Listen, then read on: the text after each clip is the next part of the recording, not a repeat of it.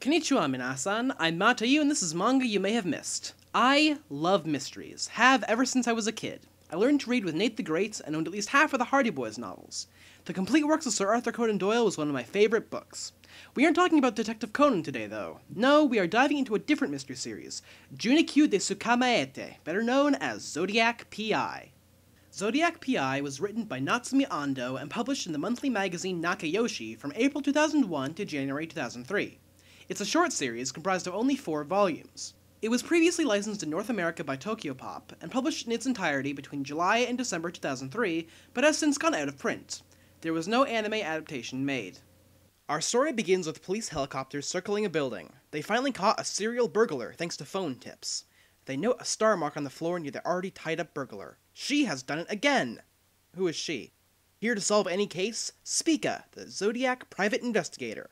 Our title page shows artistic representations of the zodiac signs surrounding a boy and a girl. The girl holds Spica's mark.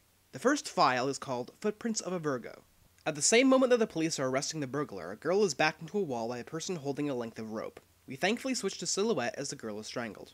The next day, we visit the store of the fortune teller Spica. Hey, wait a minute! As it turns out, Spica is actually a star in the constellation Virgo, so this is a complete coincidence, of course.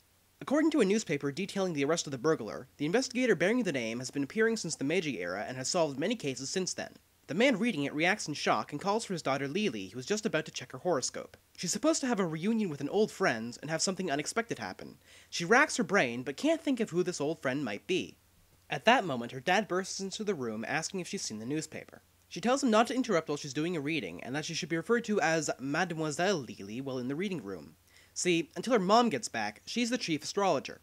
She then derides Dad because, despite being a cop, he hasn't managed to find out where her mother is. Dad takes the teasing harder than she was expecting, slumping over the table and knocking a ring off of it. Lily grabs it out of the air, telling Dad to be careful. It's precious to her, as it once belonged to Mom. Dad is still in a daze and starts to tell Lily about how her parents met. She skips out on the tale as she's late for school. Too late, in fact, to use the stairs. She jumps out the second-story window to Dad's horror. She lands with ease and calls back that Aquarians should wash their heads today. To give credence to her words, Dad hits his head on the windowsill. Lily introduces herself via narrative captions as she runs to school. Her full name is Lily Hochizawa, 13 years old and a junior high student. She's pretty good at astrology, which her family has practiced for generations, and she's also an astrologer. And still late for school. She yells for the gate monitor to wait for her to get in, and he ignores her pleas. She's not giving up, however, and vaults over the closing gate, right onto the attractive male student standing directly behind it. She yells at him to get out of the way, and in a nice defiance of the trope, does not land on him panties first. She apologizes for using him as a landing pad, but once he comes to his senses, he screams for her not to touch him. Lily is just as confused as we are. The boy claims she hasn't changed one bit to her continued non-comprehension. She wonders what his deal is, then thinks that he looks kind of familiar. She dismisses this and then heads to class. Meanwhile, a pair of feet hangs out of a tree. 3 guesses whose. Lily makes it to homeroom on time and is ambushed by a classmate. Mai asks for a horoscope reading on her chances with the super cool senior, Takakura-senpai, but Lily refuses. She's booked solid for the next 2 days. She starts reading her client list, but Mai points out that her second appointment, Chihiro Seto, isn't at school that day. The girls are then reprimanded by their teacher, Anzai-sensei, who has arrived without their noticing.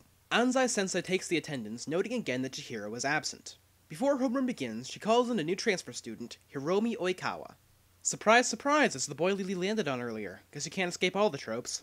According to Lily's classmates, Oikawa lived in Japan until he was 6, then moved to the United States to study. Anzai-sensei suggests that Oikawa takes the time to learn his classmates' names, but he claims to have already memorized them from the list he saw that morning. Anzai-sensei is nonplussed. She explains that Oikawa has already earned a degree from an American college. So why is he joining a middle school class? Oh, never mind.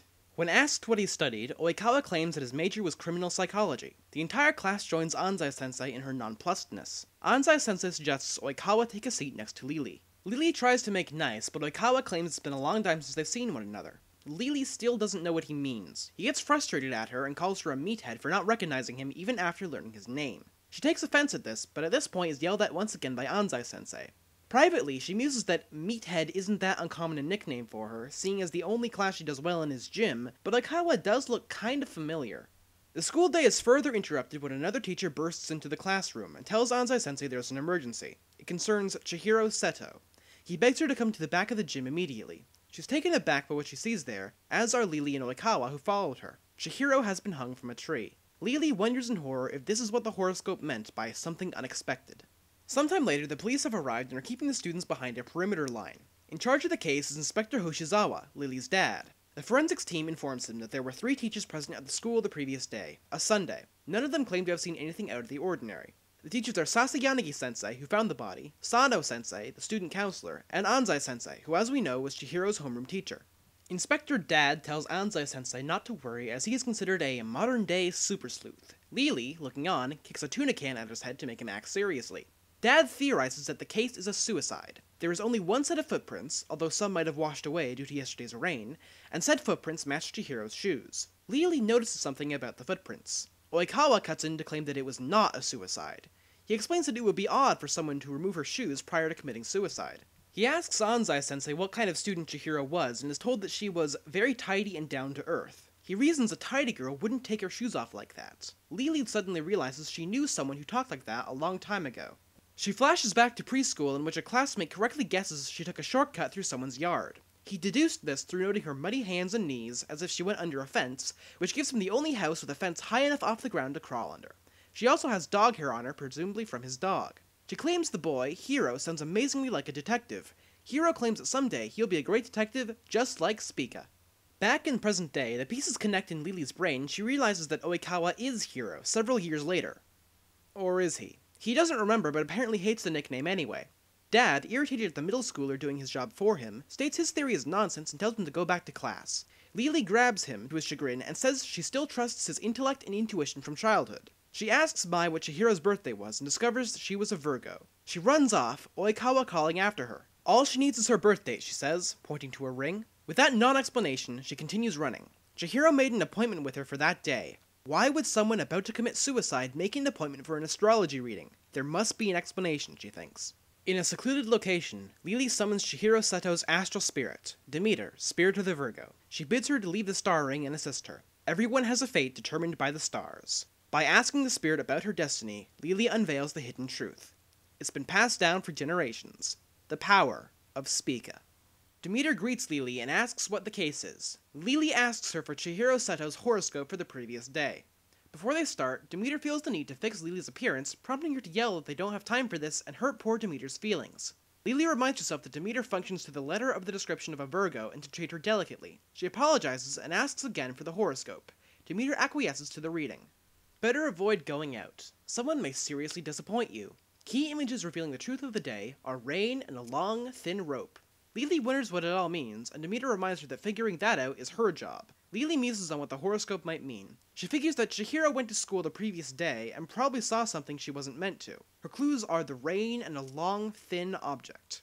Fair enough. Lily, or rather Zodiac private investigator Spica, vows in the name of the star to find the killer and solve the case. This concludes the first chapter.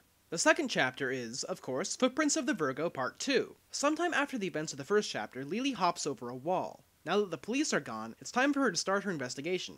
She's interrupted by a shadow and stops just before her foot connects with Oikawa's head. As it turns out, they're both here to investigate further, despite the student body being sent home for the day. It doesn't look like a suicide to Oikawa, but there's only one set of footprints, Chihiro's. Lily suggests that the killer carried Chihiro's body to the tree and hung her there, then left walking backwards, stepping in each footprint on the way out. Oikawa shoots this down as her shoes were left under the tree. She suggests they might have been thrown, but this would require the killer to have stayed close enough to the tree to reach it reliably. They'd have left their own tracks.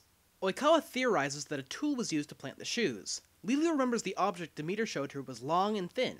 Oikawa has a flash of inspiration, claiming that he can use that to place the shoes under the tree. Lily follows him to the gym storage locker, asking what he's looking for and what his idea is. He doesn't see why he should share. She claims he has no idea what he's talking about, and he demands the use of her shoes to show her how it could be done. Sure enough, the shoes fall to the ground with exactly the same placement as Chihiro's. Don't worry, we'll get to see the method later on. She grasps his hands in excitement, causing him to shriek and pull away. He's covered with tiny dots, prompting Lily to ask what's wrong. Turns out Oikawa is allergic to girls. Of course he is. They have cooties, you know. Lily cracks up while Oikawa says it's no laughing matter and tells her to go home. He has something else to look into. Oikawa walks away, Lily demanding he slow down. He claims the extra speed is because of his longer legs. Lily says this is rude, and anyway, her legs are longer than average. Suddenly, something clicks. Long strides. She starts to think about why the footprints are strange, but her train of thought is interrupted by the rain. Oikawa remarks that the day's forecast was right. They said it was going to rain by noon. Is it possible that the killer knew what the forecast was going to be? Rain expected by noon, footprints left at the crime scene, clues given by the stars show how the pieces are put together. Lily smiles and thanks Oikawa before running off. Demeter pops up to ask if Lily has figured everything out. She wants to check one more thing, but there isn't a case in the universe that she can't solve. Demeter is so proud of her, and thinks she needs to fix her frayed skirt hem. Lily is determined to solve the case for Chihiro's sake. In the school building, some teachers are discussing the tragedy. One of them opens their locker to discover a card. Truth of a Virgo will be revealed tonight. Come to the back of the gym at 7 p.m. At the appointed time, a figure is standing in front of the perimeter line around the crime scene. It's Anzai-sensei, who is stunned to see the other two suspects. They all receive the same note but think it's a hoax. In reality, Lily is gathering all the suspects together Hercule Poirot style to reveal the culprit. This fails, as two figures leave but one remains behind. A voice asks if they're right in assuming the remaining person doesn't believe it's a hoax. The shadowed figure looks around but can't find the voice, who states that the only footprints here are Chihiro's, but they don't seem natural. Something isn't right about the stride. It's too long for a middle school girl. The length, however, matches the remaining person's exactly. Everything is clear. Chihiro was brought in with her shoes on, and the murderer left the scene backwards the same way they walked in. The note makes the remaining person very uncomfortable.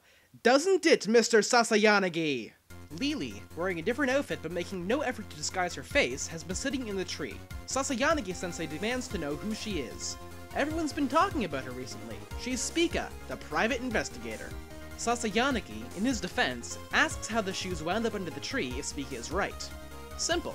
Spica shows him a tape measure, the large kind used to make lines in a sports field. You make 2 loops in the tape, putting 1 loop through the other. You tie the shoes together, throw them over a branch, then pull the free loop. The knot comes untied, the shoes fall, and you wind up the tape and leave. By the expression on Sasayanagi's face, Spica is entirely correct. But why did he leave her behind the gym? The soft, muddy soil made it easy to leave a single set of footprints, making it look like a suicide. However, Sasayanagi knew it was going to rain. Afraid it was going to wash away the evidence, he needed someone to find the body before noon. Unfortunately, he picked a place no one frequents, forcing him to discover the body himself. Why else would he be behind the gym during homeroom?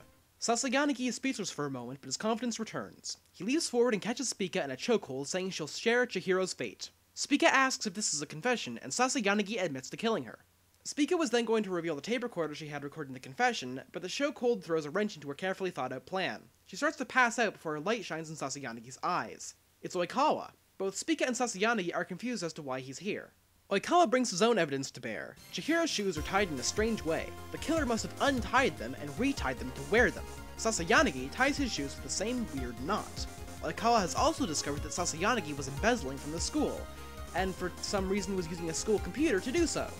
Chihiro must have discovered what he was doing, which is why he killed her. As the flashback shows, this is exactly the case. Sasayanagi killed Chihiro to stop her from going to the principal. Spica doesn't feel "I didn't mean to do it" counts for anything, delivering a kick to Sasayanagi's face. She lays out his crimes in front of him and claims he was dishonest to the star and deserves 100 million light years in prison. You know, Lily, a light year is the distance light travels in a year. It's not a measure of time. Same goes to you, boy in the Pewter City gym. You know who you are. She's interrupted by police sirens and remembers she sent her dad an email about the case. She moves to leave, but Oikawa chases after her. She can't let him find out who she is, so she grasps his hands and thanks him for his help, telling him to give the tape recorder to the police. She vaults over a wall as the police arrive, leaving Oikawa with a rash from the tape playing. Dad misinterprets it first, until Oikawa shows him the tape recorder. It has Spica's mark on it, meaning Spica beat Dad to the punch again. Oikawa realizes the girl was Spica, wondering why her voice sounds so familiar. Meanwhile, Demeter is berating Lily for the close call, saying that if she's found out, someone might misuse the star ring. Changing the subject, Demeter congratulates Lily on a job well done and returns to the ring. Lily notes that the rain has cleared up, and the clouds are gone, revealing the Virgo constellation shining in the spring night sky. We close with a promise that Spica will always uncover the truth. The end. Say what you will about the veracity of astrology, it does provide inspiration for wonderful stories. Zodiac P.I. is a fun tale of mystery, and I hope you enjoy it as much as I do.